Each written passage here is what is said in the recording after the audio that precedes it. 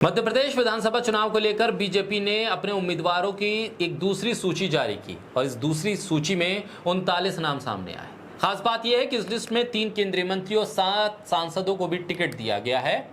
मुरैना की दिमनी सीट से नरेंद्र सिंह तोमर, नरसिंहपुर से प्रहलाद सिंह पटेल और निवास से भगत सिंह कुलस्ते को प्रत्याशी बनाया है। बीजेपी के महासचिव कैलाश विजयवर्गीय को इंदौर 1 से टिकट दिया गया है और उनके टिकट मिलने के बाद से कैलाश विजयवर्गीय खुश नजर नहीं है। उन्हें समझ नहीं आ रहा है कि वो खुश हों या नाराज हों, क्योंकि इस लिस्ट के बाद उन्हें लग रहा है कि उनके बेटे का भविष्य, राजनीतिक भविष्य खतरे में। बोलता है हिंदुस्तान पर मैं हूं आपके साथ मिर्जा शाकिर अली बेग। इस लिस्ट के बाद नेताओं के बीच विरोध और बगावत देखने को मिल रही है। कुछ नेताओं के हैरान और परेशान करने वाले बयान सामने आ रहे हैं। सबसे ज्यादा चर्चा तो बीजेपी महासचिव कैलाश विजयवर्गीय के बयान की है। वहीं केंद्रीय मंत्री नरेंद्र सिंह तोमर के बयान के जरिए एक बड़ा इशारा भी मिल रहा है। कैलाश विजयवर्गीय ने कहा कि मैंने पहले ही कहा था कि मैं चुनाव नहीं लड़ना चाहता, लेकिन पार्टी के वरिष्ठ नेताओं ने परसों मुझे कुछ निर्देश दिए। मैं असमंजस में था और टिकट की घोषणा के बाद मैं आश्चर्यचकित रह गया। कैलाश विजयवर्गीय ने कहा कि यह पार्टी का आदेश है। मुझसे कहा गया था कि मुझे काम सौंपा जाएगा और मैं ना नहीं कहूंगा और मुझे ये करना होगा। जब टिकट की घोषणा हुई तो मैं भी हैरान रह गया। मैं पार्टी का सिपाही हूं, वो जो कहेंगे मैं करूंगा।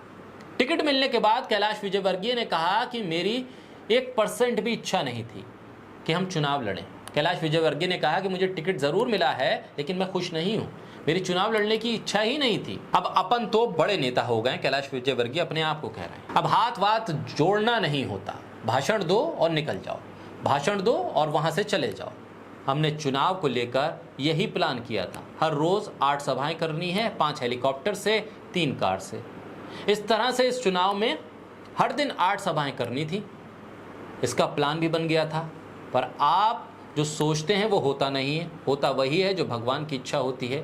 एक पिता के नाते मन में आ रहा था कि बेटा आकाश विजयवर्गीय, उसकी राजनीति का अहित ना हो। आकाश ने शहर में बहुत मेहनत की, यानी पिता का दर्द भी सामने रख दिया और पार्टी के सामने नाराजगी भी सामने रख दी। कैलाश विजयवर्गीय कह रहे हैं कि अब मेरे बेटे की सियासत का क्या होगा? क्या मेरे बेटे का टिकट कटेगा या मेरे बेटे को अब लोकसभा के भेजा जाएगा?